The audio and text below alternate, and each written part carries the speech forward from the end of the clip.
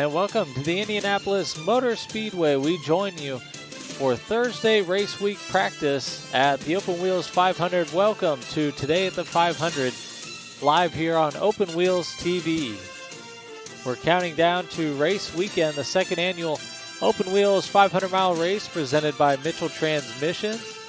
Our final full day of practice today. A little bit more track activity than we enjoyed on Tuesday.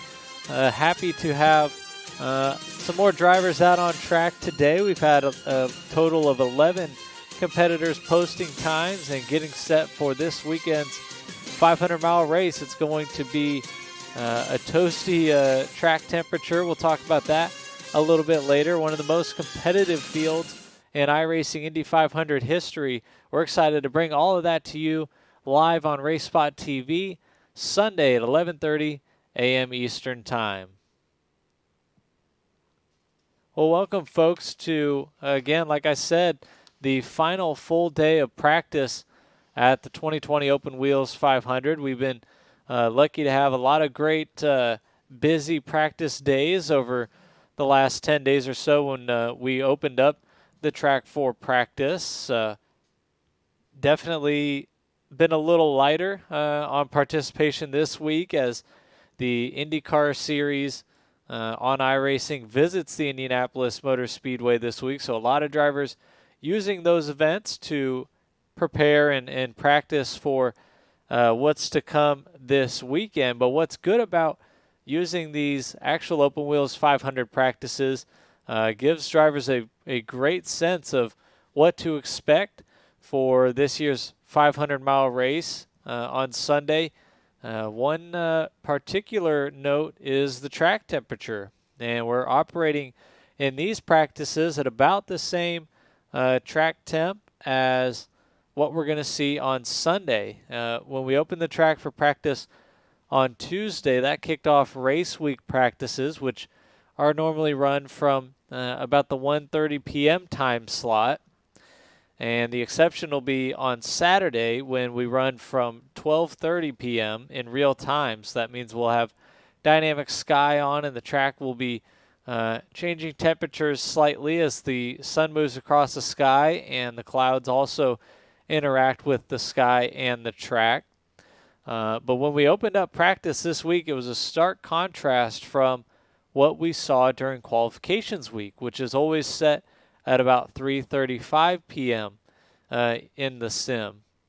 We've moved that up 2 hours earlier into the day, right into the heat of the day in a late May setting, and that's increased the track temperature dramatically. The track temperature in qualifications was about 119 degrees Fahrenheit. On Tuesday when we opened the track, it was 134. For today's practice, it's 136 degrees Fahrenheit. So that track temperature, we expect it well over the 130 mark for Sunday's race, and perhaps it could even climb up into the upper 130s, perhaps touching 140 as the event will be the sim.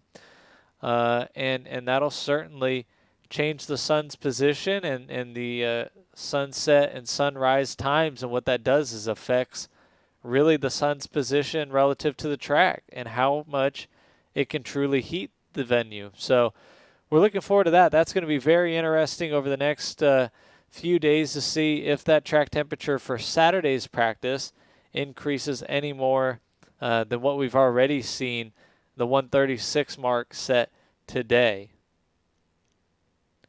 Speaking of today's action, we've had some good spurts of practice time today. Adam Blocker is your leader so far in practice, about 50 minutes remaining today. And Adam has a total of 203 laps complete, so he's run more than a full 500 today in practice. All drivers running in race trim conditions. Hugo Olsen is second fastest with a lap just about a couple tenths off of Adam Blocker's 40.1. Followed by Jesper Orman, third fastest, 144 laps complete. Wilson Neto had 137 laps complete, fourth fastest overall. Matt Hollabaugh, we tried to get him on tonight's show, but he couldn't make it this evening. He had 90 laps complete for a fifth best time on the day. Henry Bennett was sixth fastest to this point, 105 laps under his belt. Niall McBride came in for a quick 19-lap run and put up the seventh fastest time of the day, followed by former Open Wheels 500 pole sitter Young O, eighth quick with 42 laps complete. Then Dylan Freckleton, ninth fastest, 88 laps under his belt, followed by first alternate Rob Powers, 7 laps complete for Rob. And rounding out the list of participants today, 11th quick, Tim Doyle, the ludicrous speed driver and former iRacing Indy 500 winner with 59 laps complete. His best lap just a shade over 41 seconds.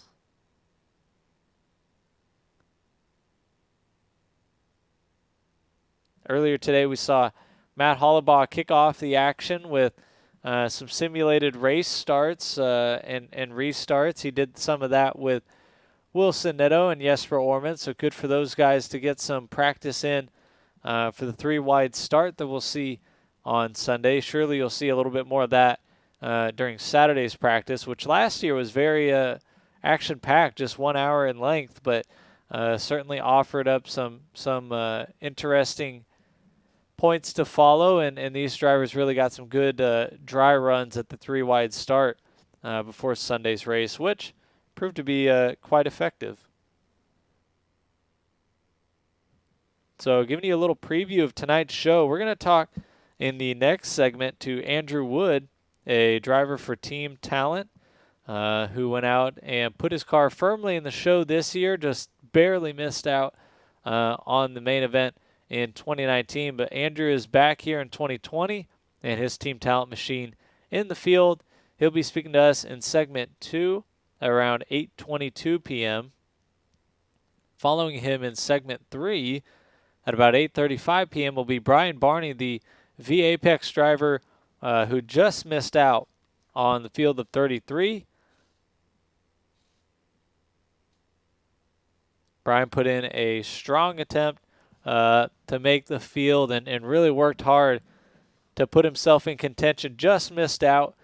He was one of the top 3 alternates, but eventually withdrew his entry. But we're still going to talk to him about what that first Open Wheels 500 experience was like, what really qualifying was all about as an Open Wheels 500 driver, and his outlook on the race from the guys he's been racing around. So excited to talk to Brian, and then we'll close it out, give you a preview of the weekend ahead. We got a lot of action, a lot of coverage on deck. Certainly going to be an exciting race weekend at the Open Wheels 500. We're ready to roll and can't wait to get things going. Well, we're going to take a little break, just set the stage for segment 2. We'll come back and talk a little bit more about today's practice action before we bring in Andrew Wood. In just about 10 minutes' time, you're watching Today at the 500 live on Open Wheels TV.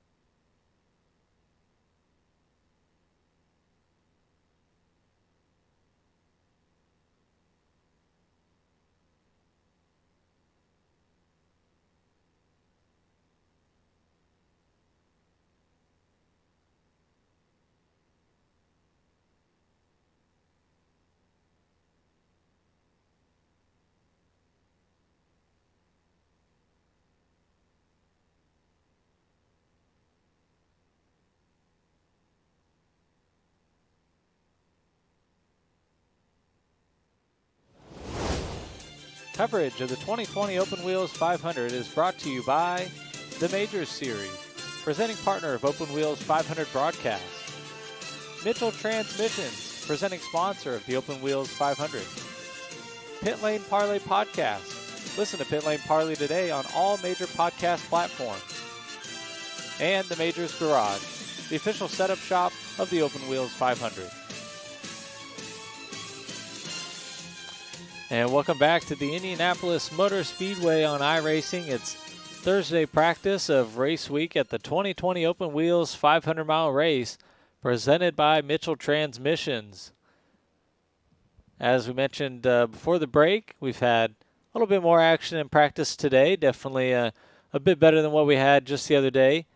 Taking a look at our top trap speeds of the day, Adam Blocker with the highest speed overall at 235 miles per hour. Closely behind was Hugo Olsen at 234.4, followed by Jesper Orman at 234.2. So something to note of interest, 24 pit stops today for Jesper Orman, so a lot of pit practice for him, 18 each for Adam Blocker and Matt Hollabaugh, and 12 for Wilson Neto. So a lot of drivers getting some practice on the pit lane. If you were watching with us earlier in the day, you probably saw Wilson Neto and Jesper Orman, I believe it was, get into it a bit on the pit entry. Had a bit of a coming together, and they had to sort those things out just a tad. But that's what practice is all about, and it really allows these guys to get a good feel for what those conditions are going to be like when we get to the race itself. I really encourage especially drivers to participate in that Saturday practice, because there's no better reflection of these conditions than the practices that are being put on by Open Wheels Motorsports Sanctioning. It's right from the rule book, very identical to what they're going to see on race weekend. I think a lot of those IndyCar Open Series races that are going on currently this week are probably too cool in the weather conditions, and that's if you set your car up to work in those races, it's fat chance that it'll work when we get to the real thing on Sunday. So you don't want to kind of lead yourself astray. We'll see who's done their homework come Sunday, and it'll show very quickly. We saw last year Young O was very fast in the qualifications, made his way in on pole day last year after putting in a second run, which his first run was going to be good enough to stay on the front row, as it were.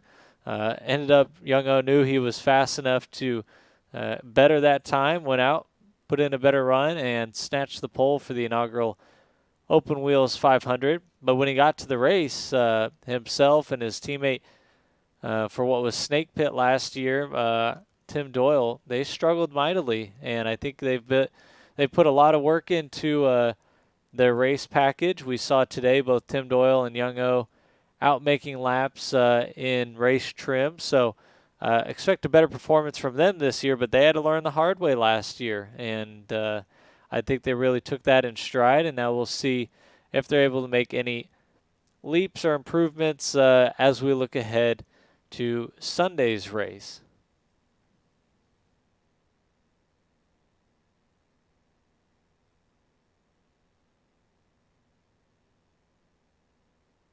All right, now we're preparing to bring Andrew Wood into the program just in about a minute or so.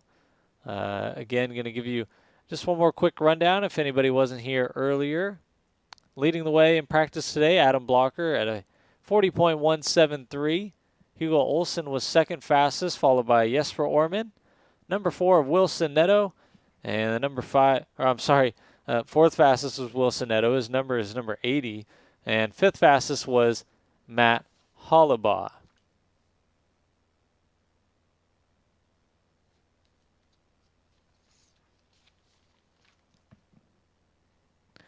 Well, I think we've got him on the line now. It'll be our first guest of the evening. Joining the program now, driver of the number 64 machine, the MyLaps Precision Racing League, OpenWheels.com Chevrolet for Team Talent, It is Andrew Wood. Andrew, welcome to the program, sir. Yeah, Tanner, thanks for having me. It's Thursday of race week, so now we're kind of creeping up on the weekend. Just kind of talk about what's happened since qualifying. It's now been a few days, and we've all had a chance to kind of decompress a bit. What have you been doing to prepare yourself and prepare that team for this weekend's 500-mile race? Yeah, it's definitely been kind of a an interesting week. Whereas last year I was kind of waiting to see if I was going to even make the race, being one of the alternates. This time around, I felt very comfortable in the race, so I've been trying to motivate the guys on my team to really, put their best foot forward and try and see what we can do to improve the car a little bit for race day based on what we had last season. So, yeah, we've had a couple of nice test sessions so far with the team. We got right to work as soon as qualifying was over. Like literally minutes after bump day was over, we were working on the setup. And I think we'll be more prepared than people may think for this next week. Talking right now to Andrew Wood, a driver for Team Talent. Andrew, you mentioned at the outset there this the week leading into the race last year was quite different for you. You did get the news early on in that week that while you were the first alternate, you'd be moved into the field when Brandon Traina was unable to participate for the race. Go back to qualifying last year and then contrast that with what you went through this past Saturday and Sunday. Really, what made the difference in 2020 that simply wasn't quite enough in 2019, I suppose? Well, this will be my fifth or sixth 500 on iRacing. Um, I never really kind of understood what qualifying was all about before the 500 last November. I kind of went about my business and just tried to make the best 4 laps I could. But in talking to some guys in the community, I kind of realized that the qualifying session, the 4 laps are kind of like each lap is its own goal. And you have to hit certain marks on each lap in order to get the best qualifying time you can. And when I first heard that, it didn't really make a lot of sense to me, but a couple people on the team kind of mapped out for me what exactly I needed to do for the best lap time possible. And once I figured that out, it was kind of an eye opening experience. And next thing you knew, my lap times were all pretty good and comparable to the rest of my team. So, yeah, last year I was kind of still in the same mentality of just run every lap as hard as you possibly can, do this, don't do that. But it was kind of an eye opening experience for me last year, kind of seeing what are these guys doing that I'm not.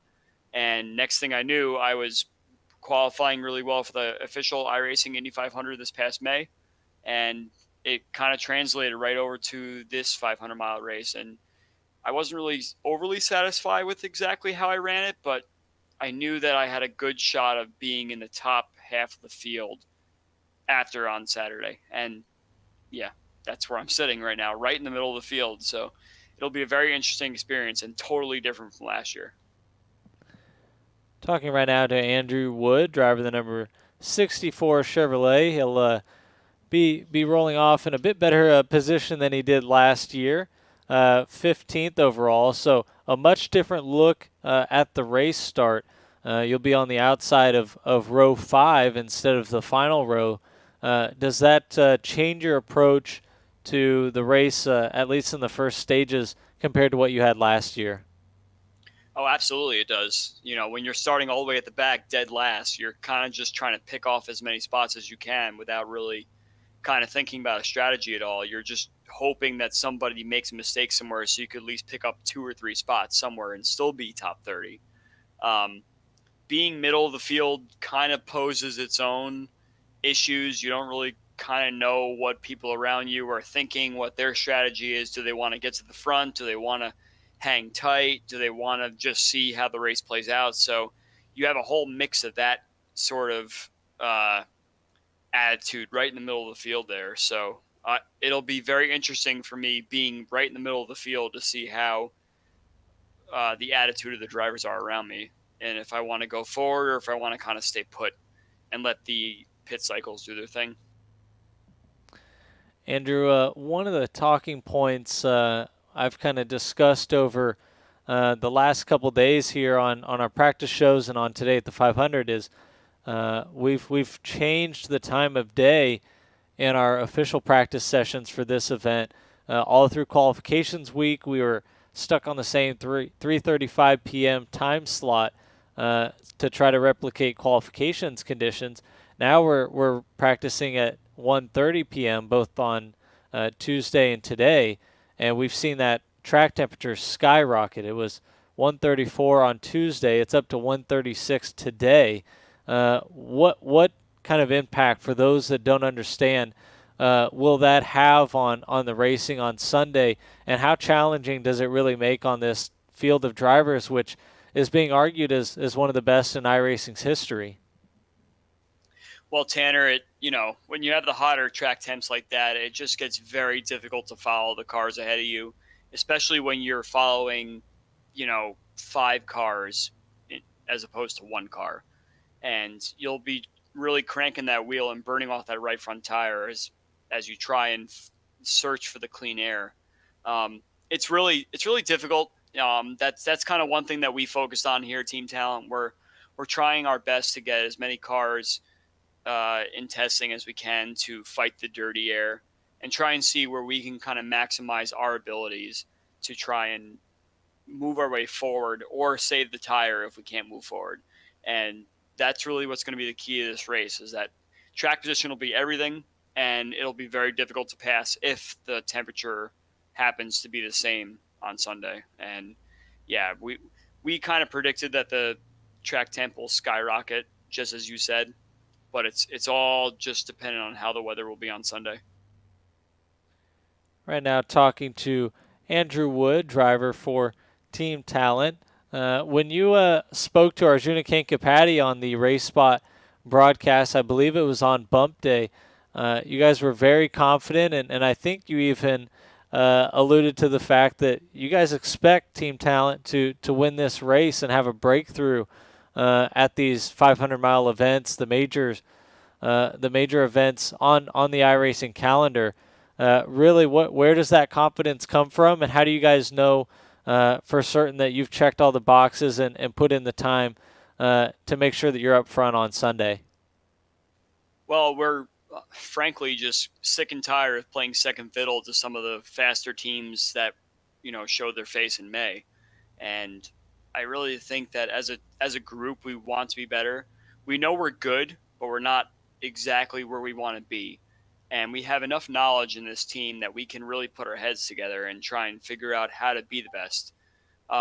It's not easy. Trust me. We've had a lot of head banging experiences this last few days or so, but I really do sense a whole brand new fire lit under us, and it kind of drives us. Like, competition just drives people to do certain things, and we've answered the bell. We've seen that there's other people out there that want to try and unseat and remain dominant, but that just can't happen. And if you work a certain amount of time, it'll be possible that you can actually unseat someone. And we're hoping that this is the case on Sunday. Andrew, just another question or two, and then I'll let you get on with your evening. We appreciate you joining the program tonight. You talk about that competition and the drive to go out and perform, particularly in these large events. What is it about the Open Wheels 500 that helps bring out that sense of competition, not just between a few of the top teams, but in the community overall? What's this race done to really fuel that fire? Well, I really think a lot of it has to do with the prestige of the 500. There's a lot of closet IndyCar fans out there that don't really necessarily participate in the Indy Open Series or whatever kind of races that the IndyCar runs. But there's something about a 500-mile race and preparation, history, all sorts of different aspects that really bring out a certain group of people. And there's camaraderie involved, there's competition involved, there's all sorts of different aspects that add up, but there is definitely some sort of valor in the 500 race that it shows that people really want to push to be better. They'll say, oh, well, there's a grouping of people that can make this, this field. I might not be able to make the field, but they're going to try a certain level of extra participation and extra practice sessions to make sure that they make it. So it's actually very interesting. I've seen a lot of unity. I've seen a lot of people working together. I've seen a lot of different kinds of attitudes show up to this. So I really hope that this is something that could be a staple and something that people look forward to. All right, Andrew, before I let you go, would just like to kind of ponder the question. If you were able to win the Open Wheels 500 on Sunday and be that driver to finish first, what would it mean to you? You've been around the iRacing circle a little bit now, and you've seen your fair share of 500s. To take this one and win the milk bottle, what would that do for your sim racing career in retrospect? Well, to be honest, if I win this race, I probably won't get out of my chair for a solid hour. Yeah, I'll be honest with you, Tanner. I've really had a lot of issues finishing 500s in the past. I always manage to lose concentration at the wrong time, and it seems to me sitting in a tire wall, or sorry, the safer barrier, I should say. No tires here at Indy. Yeah, I find myself sitting in a Armco or a safer barrier somewhere, and honestly, like, winning would be spectacular, but in all realistic capabilities here, I really just want to finish the race. I finished last year, which is nice. Finished close to the top 10 from at the back of the grid, which was pretty awesome. And I feel like I definitely honed in my skills a little bit since then.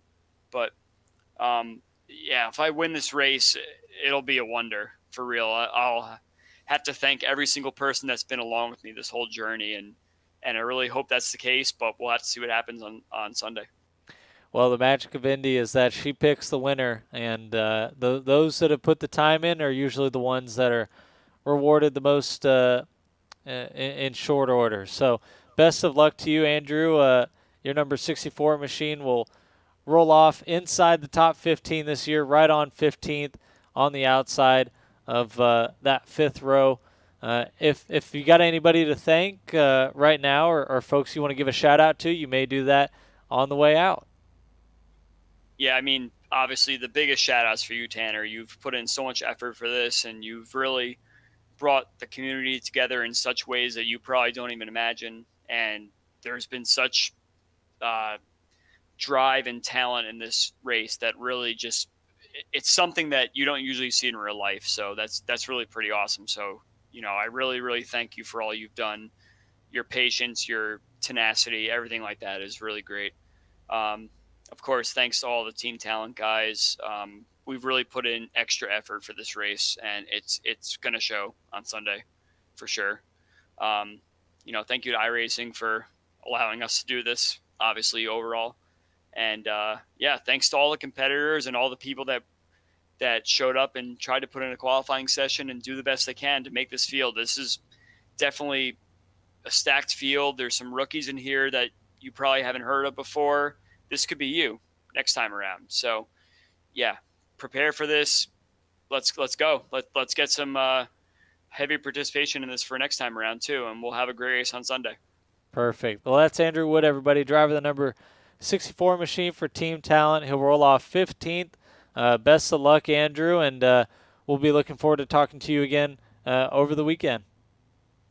And thanks for having me, Tanner. All right, that's Andrew Wood, everybody. We'll move him on out. And now we're going to bring in a new guest to the program. His name is Brian Barney, and Brian was a participant throughout the first week of the Open Wheels 500, put in some qualifications attempts over the weekend, just missed the show, but he's happy to join us tonight on Today at the 500. Thanks again, Brian, for making some time and joining us on the program tonight. Yeah, thank you. Good evening. Well, first and foremost, I'd like to just kind of take it from the top. This was, if I remember right, your first foray into the Open Wheels 500. What were your initial impressions of the event and what you've gotten to experience to this point? Oh yeah, this is the first time I've been in the event. I've obviously participated in the 500 a number of times, and last year when you guys did this event, I was kind of jealous. I was like, oh, I wanted to participate, and to get the invite this year was great. I mean, it just really brings home the feel of the real thing. Limiting how many temps you can qualify, and the professionalism of the event. Just it's an honor to be a part of that, and to even try to make the field with the people that are in this is just incredible. We'll talk about your qualifying attempts in just a moment, but for those listening at home, kind of maybe give them a little background. Where did your love for the 500 in real life and IndyCar racing come from? How did you get into the sport, and then how did you get into iRacing and sim racing as a whole? Well, ironically, I'm probably one of the oddballs that I don't follow a lot of racing. I just for whatever reason I never have the time, but I've always watched the 500 since I was a kid. I've only actually been to the track twice. I went to the track the year on Bump Day that Penske didn't make the race, and of course he had to split the next year. And then I went on a carb day and was able to have pit access and go down for that. So I've only actually been to the track twice for that. But my favorite drivers were Rick Mears and of course Michael Andretti, and I kind of watched through the '90s and that, and I got into sim racing with the original Indy 500 sim back in 1990.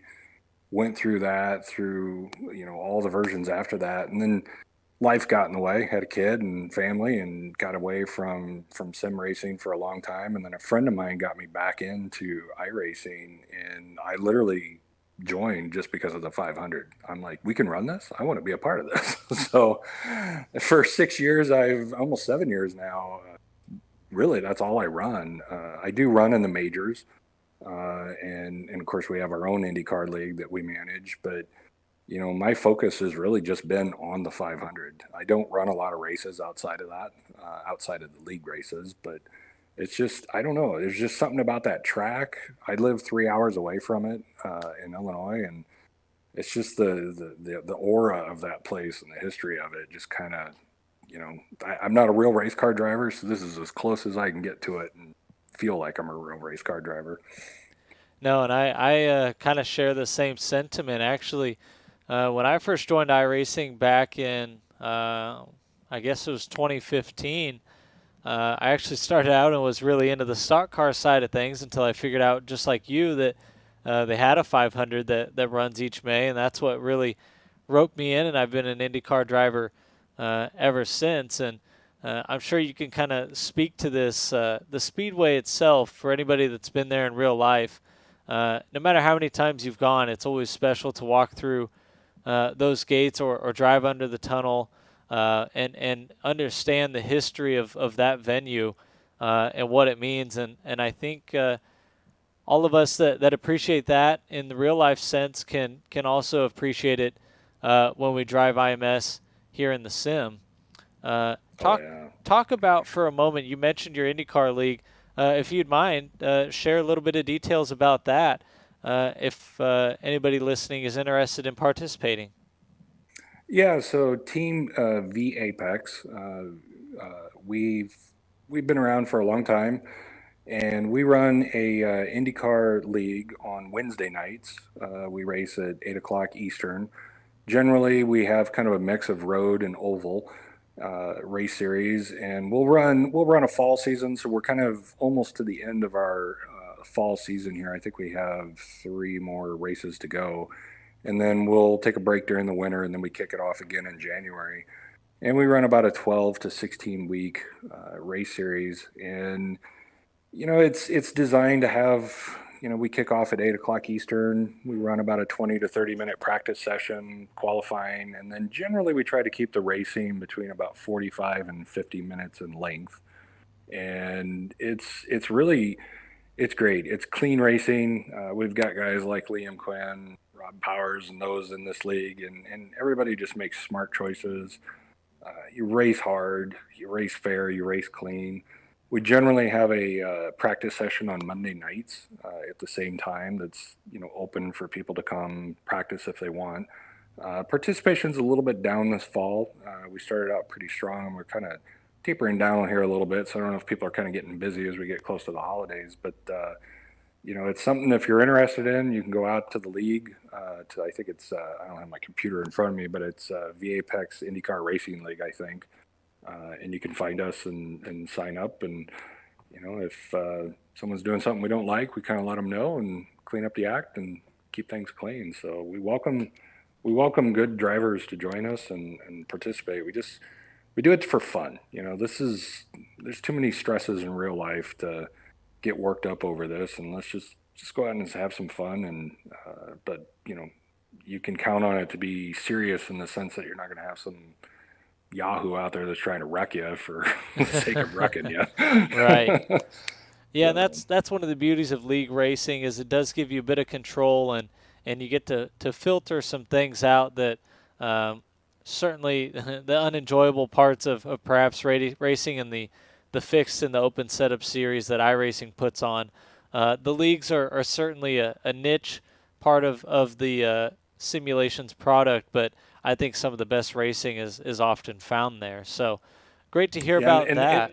and the one thing to add to that is one of the unique things about our league is when we do the road course racing, we actually have full course cautions. Now, Oh, we actually have a piece of software that runs in the background that looks at the incidents that we have, the number of the incidents versus the number of drivers and the corners and the length of the race, and it will calculate when it's time to have a full course caution because we assume so much debris on the track and things like that. So it's not, we're lucky if maybe we have one full course caution in a race, but most of the time we don't. But it adds an interesting element to the game of okay, keep our act together and we won't have a caution. Otherwise, we're gonna have a caution and change the strategy here. So yeah. No, that's a great incentive because again, along those same lines of racing and iRacing officially sanctioned competition, you don't get those full course yellows in the iRacing Open Series races. So definitely a cool part of your league and happy to promote that here. Let's look back to qualifying weekend. The 2 days and what ultimately ended up with you just missing the cut. Talk us through your qualifications process and how close you really came to making this field of 33. well, I wish you didn't have the extra warm up lap. I can tell you that. uh, I don't know. When I qualified for the iRacing 500, I think I ran like a 38,976 average. And I started with that same setup, and I couldn't quite replicate that in the conditions. So I don't know if something in the car changed slightly that made my setup change a little bit. But I got it down to where I could run basically a 39 flat. And then when I went out to the first qualification attempt, it seemed like the track was slower, and I couldn't quite figure out why. And I don't know if it was something with the rubber buildup or what, but I was just off. And so I came back the second time to qualify, and I picked up the speed quite a bit more. But at the end of the day, when I got down to I think a 39,026 or seven like that, I don't think I had much more in the car for the conditions that the track was. So not quite sure why I couldn't quite replicate what I was doing in practice, but I tried. I don't think I had any more speed in it though. I made a lot of improvements in how to set the car up to gain speed, and that showed this year in trying to make the iRacing 500. But I think I'm about a year behind. There's a couple guys in this race that pointed me in the right direction of things to look at, and I I have a feeling. I think I know what the car needs to be set up to do. I just haven't figured out the combination of changes in the garage to get the car to that point. So that's what I'm still working on. I don't have the big team to lean on for all the testing, so I got to kind of figure it out. So I'm still behind the curve a little bit. I'm actually a little bit relieved I didn't make the race. I don't know that I had the race set up to compete in a hot track, so I'm a little bit relieved I didn't make it, but I'm disappointed I didn't get in there too. So Yeah, no, well, I'm not sure if you were able to catch some of our earlier conversations on tonight's program, but the track temperature well over 130 degrees during this week's practices. It's right now sitting at 136. So again, we do expect it to be hot for the race. And you mentioned, you don't run with a big team. That was one of the reasons why I wanted to have you on, because I thought your attempts this year were admirable, and you really nearly pulled it off. Another part was, if I remember correctly, you mentioned to me that you had back surgery just a few weeks ago, and you were muscling your way through qualifying. That was pretty impressive to hear as well.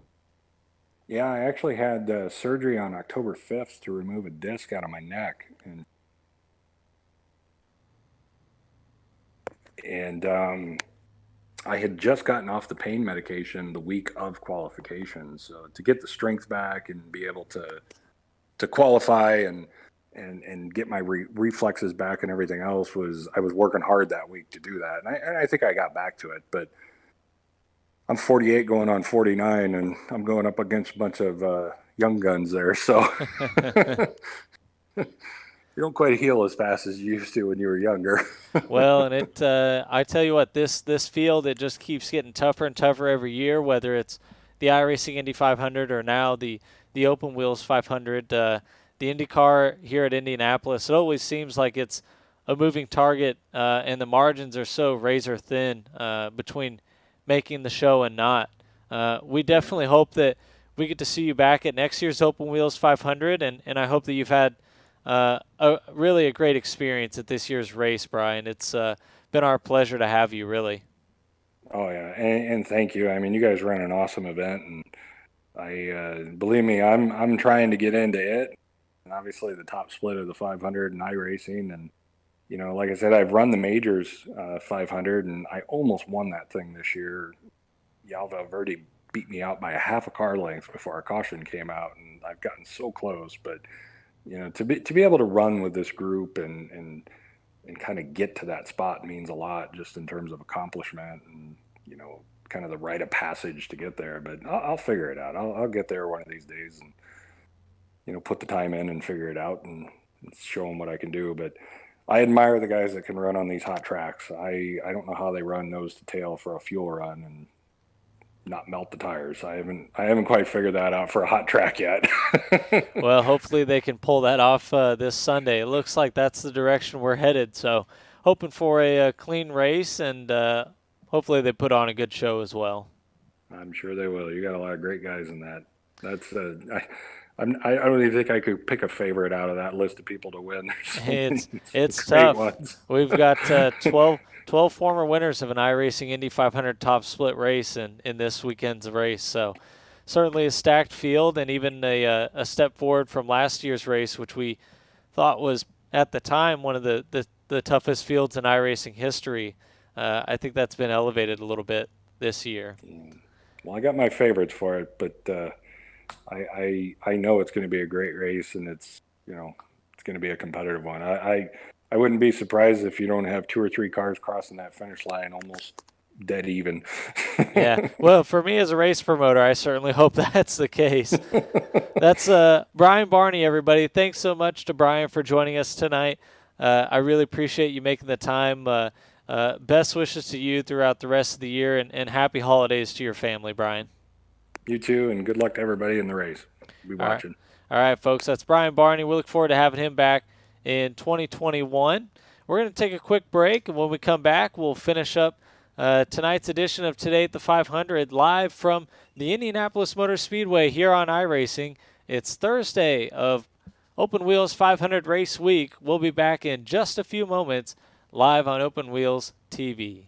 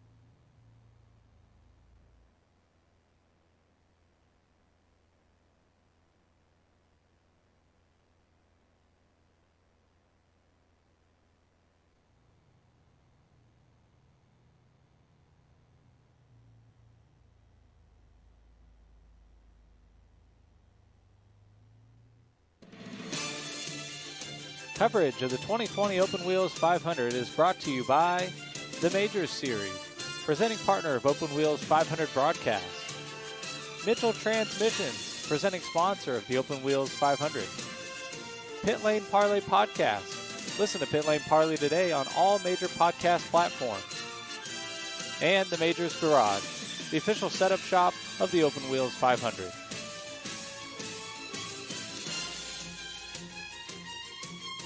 And welcome back to Today at the 500 live here on Open Wheels TV.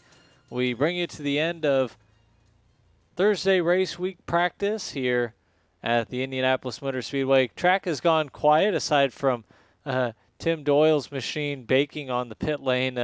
Looks like he left his IndyCar in his pit box with not much supervision, and it's quite toasted at this point. I think through this broadcast we've seen it light up and smoke a few different times. So thanks to Tim for actually hanging around. When a car is on track, it helps us use different camera angles in the simulation, and that helps produce a little bit better views for you guys watching at home.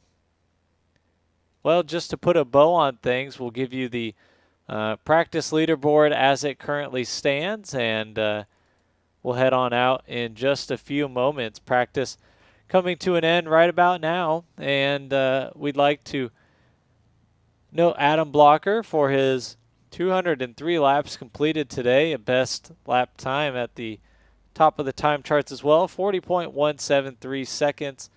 So a great day for Adam Blocker. And Hugo Olsen, the Powerslide Motorsports teammate, he was second fastest with 44 laps complete. Well, make sure that you tune in tomorrow night, 8 p.m. Eastern Time on Race Spot TV. We will have live qualifications coverage of the Veterans 100. That'll be, again, right here at the Indianapolis Motor Speedway. The the qualifications before Saturday's Veterans 100, all part of Today at the 500. We will have a full slate of events on Saturday, kicking off with a 1-hour morning edition of Today at the 500 at 9 a.m. Eastern Time, followed by the 11 a.m. drivers meeting, and then the 12:30 p.m. final practice that'll last 1 hour. All that will be live here on Open Wheels TV, and then following us at 12 p.m. Eastern Time will be, 2 p.m. Eastern Time will be the Veterans 100, and then the pit stop competition. So a lot of action on Saturday, and that all builds to the big day on Sunday, the second annual Open Wheels 500. Pre-race show begins here on Open Wheels TV at 9 a.m. Eastern Time. Runs for 2 hours and brings you right up to the 11:30 a.m. broadcast of the race itself, live on Race Spot TV to be shown worldwide. And we certainly can't wait for the 500 miles on Sunday. Well, for everybody at Open Wheels Motorsports Sanctioning, I'd like to thank the Major Series, Michael Lett, for sponsoring our broadcasts of the Open Wheels 500 and all of our Today at the 500 airings. I'd like to also thank Faye Costantine from ABC Circle Music for allowing us the use of the IndyCar on ABC theme. Definitely been a great addition to our telecast in 2020. Certainly look forward to using that throughout the Open Wheels 500. I'd like to thank all of those that have been watching our practice in Today at the 500 broadcast throughout the month of November. Big thanks to all of you for that support, and we look forward to this weekend's events. For everybody at Open Wheels Motorsports Sanctioning, I'd like to take this moment to give thanks and sign off from the Indianapolis Motor Speedway. We will see you again on Friday evening, Veterans 100 qualifying on Race Spot TV. See you then, folks. Everybody have a wonderful night.